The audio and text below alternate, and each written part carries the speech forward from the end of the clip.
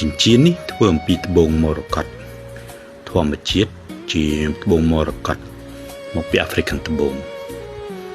ហើយត្បូងមរកតនេះមានទំហំ7 លីគុណ5 លី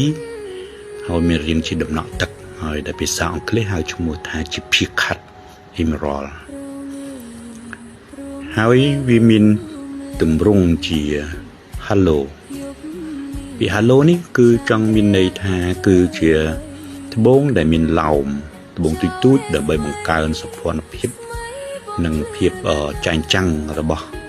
អលង្ការដូចជាចិញ្ចៀនជាដើមត្បូងមរកតយើងអាចមើលដល់ភ្នែកទទេ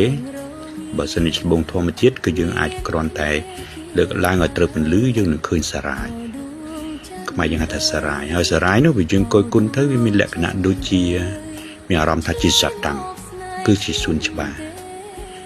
ហើយក្រៅពីនេះត្បូងមរកតនៅក្នុងត្បូងពុំមានលក្ខណៈឥតខ្ចោះឬដូចកញ្ចក់នោះទេបើវារាងដូចកញ្ចក់នោះគឺត្បូងមរកតසංយោគ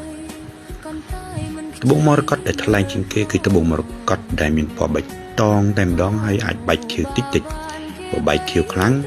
ក៏វាថោកដែរឬបែកលឿងខ្លាំងក៏វាថោក